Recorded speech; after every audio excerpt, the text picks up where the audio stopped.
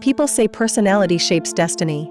Now that I'm 30, after a mountain of work and life reps, I can tell you, yeah, that line hits home. Have you heard of conflict-avoidant personality? It's when you sense a conversation is about to go off the rails, or the other person looks ready to blow, and you just pull the plug.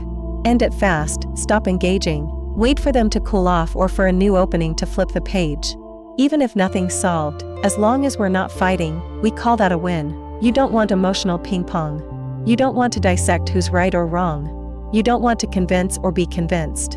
If there's no common ground, you detour. If we can't be friends, we keep it moving. That's me. And that trait put a very real ceiling over my career and made relationships extra tricky. Take a past job. The boss asked for a proposal. I delivered plan A, he wanted plan B. At first, I'd push back, why A felt stronger, what risks B might bring. He'd say, B is better. I'd say, B has issues and will take more time. He'd repeat, B is better. Decision made, switch to B. And I wilted. That was the first time. After that, I wilted faster. You might think if he's that insistent, A and B must be worlds apart, good versus bad, black versus white. But real life? Often A and B both work.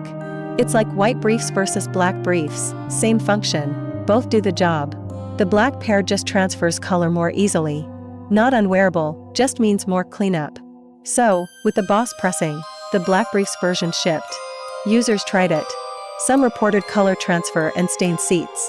But with no white briefs version sitting next to it as a comparison, folks kept using it, just wiping a little more often. That's when I realized, at the front line, you're paid to execute the boss's idea. My personal preference matters less. And when there's no clear user data, the boss's preference becomes the default right. Over time, I became the person who, the moment the boss objected or looked ready to explode, would pre-fold. I didn't want to absorb that negative emotion, and I could see the endgame. He could always finish with I'm the boss, do it my way. So I'd say early, okay, we'll do it your way. He'd ask, will this change cause problems? I'd say, yes, but they're solvable. Let's do it as you said. He'd ask, do you believe in the future I see? And I'd deadpan, you mean the one where, 5 years from now, everyone's wearing underwear on their heads, so we should get ahead and capture that market now? Sure. Why not? He'd say, to do anything well, you have to believe first. If you don't believe, you can't succeed. I'd nod. Then I'd turn to my team and say, whether you personally buy into this direction or not is fine, just make your piece the best it can be. I'll set the guardrails. As long as you stay inside them and align with the company goals, run hard. Test your ideas and assumptions. I'll back you. Because I know how hard, and how pointless, it is for adults to convert each other. The boss isn't always right, but locking horns about right and wrong rarely helps. Once he gets heated, you lose. And in that seat, he has the right to try, to fail, and to validate his own ideas. But here's the catch. Because I kept dodging conflict, the moment someone got stern, I went quiet, no arguing, no discussion. And when the bad feelings rose, I wasn't good at managing them, they showed on my face. So there I'd sit, gloomy, saying, okay, got it. The boss felt I was treating him like a fool and not being genuine. Inner circle? Not happening. Still, I'm steady and I work hard, so the important tasks came my way. But the promotion ceiling? Right there in front of me. Maybe I'd make team lead, the fastest, best screw turner on the assembly line. Workshop manager? Probably not. Decision-making level? Don't even ask. Because, honestly, I don't believe that in 5 years people will be sprinting down Main Street with underwear on their heads. If that's the vision, I'm not the person to be your high priest of the headwear revolution. So what do you do if you're conflict avoidant and don't want your career stuck at reliable but replaceable? A few things helped me, and maybe they'll help you too. First, separate being right from being effective. You can be right and still lose the room. I started framing pushback as options. Here are A and B. A reduces risk, B ships faster.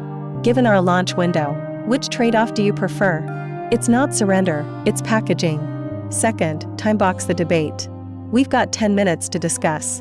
If we can't align, I'll implement option B and set up metrics so we can revisit with data. Leaders hear metrics and relax. Now it's not ego, it's evidence. Third, pre-agree on what success looks like. If we're all chasing the same scoreboard, conflict turns from you versus me into us versus the problem.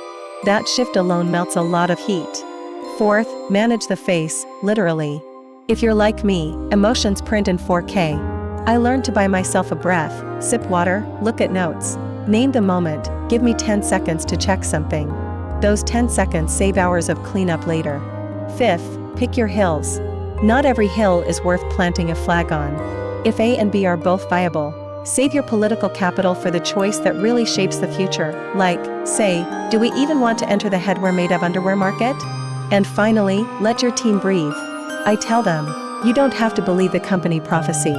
You do have to do great work inside our lane. People do their best when they're trusted. Guardrails plus autonomy beats forced enthusiasm every day. None of this turns a conflict-avoidant person into a debate champion overnight. It just makes the avoidance smarter. You move from duck and cover to reduce damage, increase odds. So yeah, personality shapes destiny, but it doesn't have to handcuff it. If you're wired like me, you can still nudge your path, clarify trade-offs, set timers on arguments, define the scoreboard, regulate your face, choose your hills, empower your team. It's not dramatic, but it works, kind of like choosing white briefs, fewer stains, less drama, same job done. As for how this trait messes with dating and relationships, oof, that's a whole episode by itself. If I cram it in here, this will turn into a 12-hour audiobook and you'll bounce halfway through. So let's land the plane here. Thanks for hanging with me. If any of this felt a little too familiar, hey, you're not alone. We're all trying to do our best inside our own wiring. See you next time.